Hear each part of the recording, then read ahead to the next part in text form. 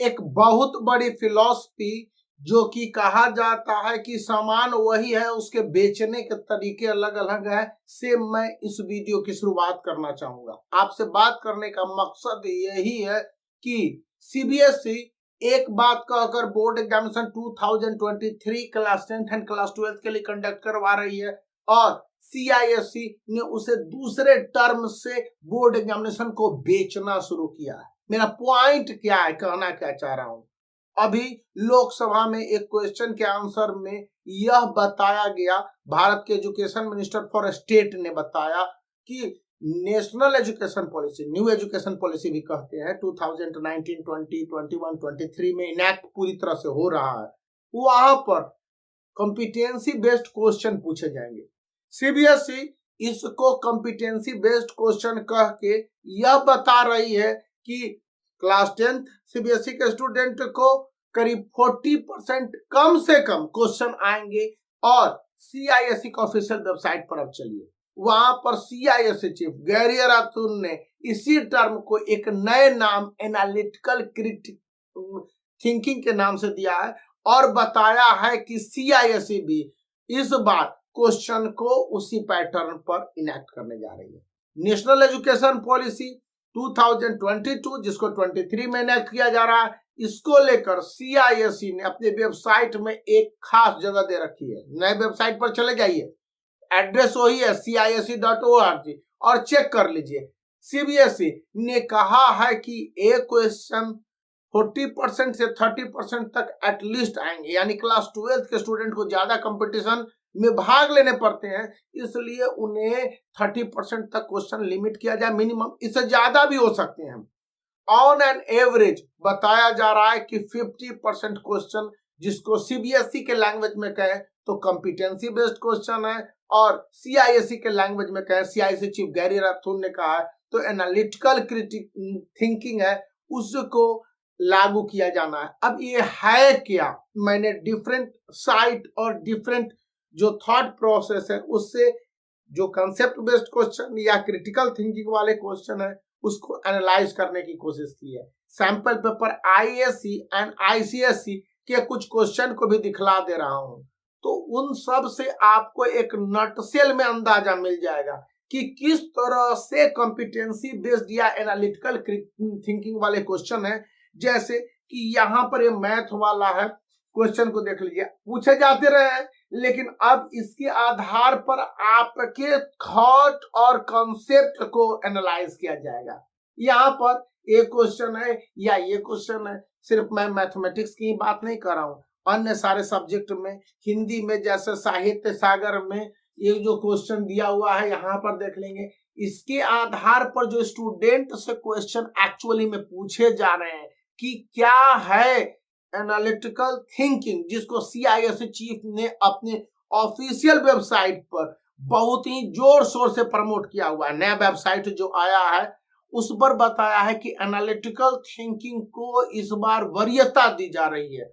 Analytical thinking मतलब student के concept को ध्यान में रखा जाएगा और उसके हिसाब से आंसर को नए ढंग से प्रेजेंट किए जाएंगे। जैसे आप ग्रामर में देख लीजिए, ग्रामर में पहले fill in the blanks type के आते थे, मल्टीपल चॉइस जो क्वेश्चन होंगे उसमें बहुत ही क्लोज कॉन्टेक्स्ट होंगे, मतलब कि क्लोज चारों ऑप्शन होंगे और उनमें से कोई एक आंसर सही होगा। और यह एक आंसर इसलिए नहीं सही होगा कि ग्रामेटिकल रूल है, बल्कि वहां पर उसके थॉट क्या है, एप्लीकेशन बेस्ड क्वेश्चन को पूछा जा रहा है, मतलब कि यूजेबिलिटी उस थॉट या कंसेप्ट या रूल के क्या है इसके आधार पर। मैं इंग्लिश में ही नहीं कर रहा हूं, आप जब देखेंगे यहाँ पर दूसरे सब्जेक्ट है जैसे प्रोज में, स्टोरी में, तो यहाँ रेफरेंस टू कंटेक्स्ट में ये क्वेश्चन को डाला गया है। मैंने इस तरह के क्वेश्चन को करीब अंडरलाइन किया, बहुत सारे टीचरों के साथ वार्तालाप किया और उसके बाद आपसे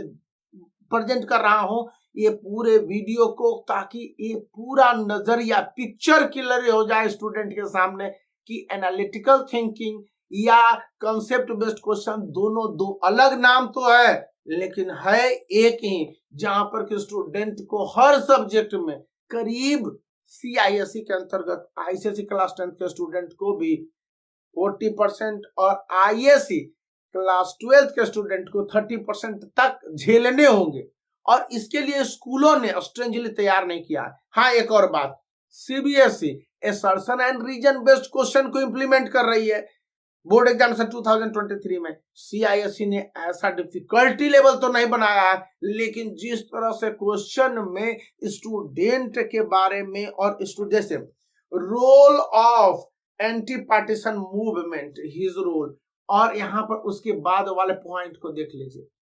क्लियर होता है हिस्ट्री और सिविक्स में कि स्टूडेंट के थॉट एक पॉइंट को लेकर, एक क्वेश्चन को लेकर किस तरह से महत्वपूर्ण हो जाते हैं, ये बताने की बात कही गई है।